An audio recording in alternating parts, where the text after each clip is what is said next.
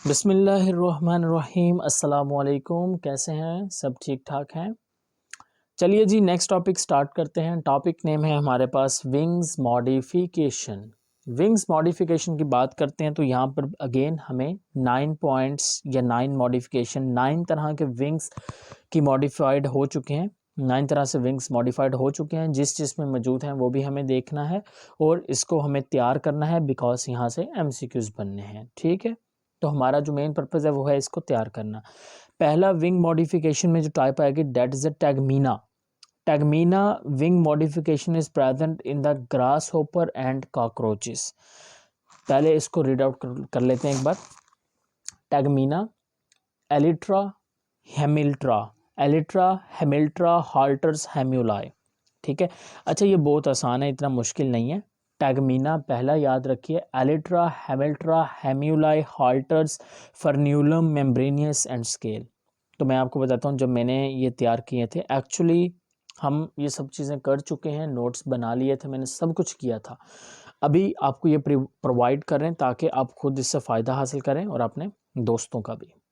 चलिए देख लेते हैं इसमें। तो मैंने इसको तैयार कैसे किया था। मैंने इसको, ये जो एलिट्रा, हेमिल्ट्रा, हाल्टर, हेम्यूलाई, इन चारों को मैंने ऐसे तरतीब वाइज याद किया और ऊपर वाला तो याद रह जाएगा, टैगमीना, फर्न्यूलम, मेम्ब्रेनियस और स्केल। ठीक है, इस तरह से फर्न्यूलम, मेम्ब्रेनियस, FM। ठीक है, तो मैंने कुछ ऐसे याद किया था। ओके गाइस, टैगमीना, टैगमीना जो है it is present in grasshopper and cockroaches. Elytra is present in the beetles. Hemiltra is present in the bugs. Halters are present in the flies. Hemuli honey bee के केस में पाई जाती हैं। फर्न्यूलम, लेपिडोपिटेरा, ठीक है, लेपिडोपिटेरा के case फर्न्यूलम होते हैं।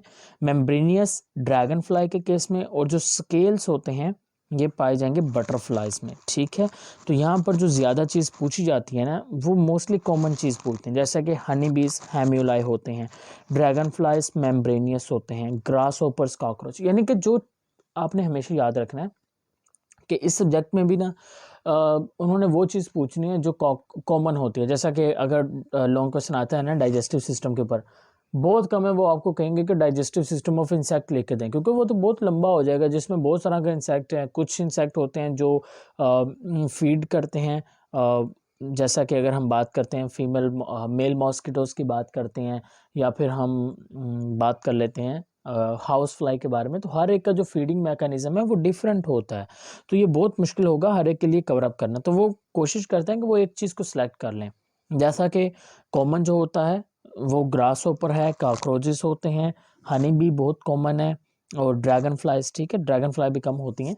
तो ये सारी की सारी चीज़ें जो कॉमन होंगे ना वो आपने याद करनी है। तो देख लें, tegmina, elytra, hemelytra, hamuli, halteres, frenulum, membranous and scales.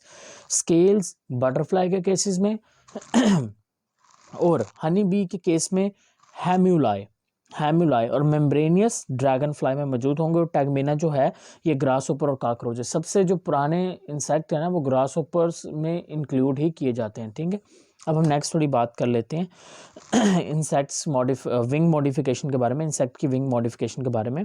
In higher pterygotes they have hooks to hold fore and the hind wings together during flight. अगर हम जो हायर लेवल के, जो अपर लेवल के जो मॉडिफाइड इंसेक्ट्स हैं, पैट्रियोगोट्स हैं, अगर हम उनके बारे में बात करते हैं तो उनके जो विंग्स होते हैं, उनका जो आगे वाला विंग है और पीछे वाला विंग है, जब वो फ्लाई करते हैं तो वो उनको आपस में मिला लेते हैं। This makes wings morphologically 2 pair but functionally 1 pair, जिसके नतीजे में उनके जो 2 पर होते हैं वो मॉर्फोलॉजिकली तो 2 होते हैं, असल में तो 2 ही होते हैं, बट जब वो काम करते हैं तो वो एक मिलके काम करते हैं। It is also of 3 types, ये भी 3 तरह के हो सकते हैं। ये आप देख लें, हेम्यूलेट, एम्प्लेक्सीफॉर्म एंड द फ्रीनेट।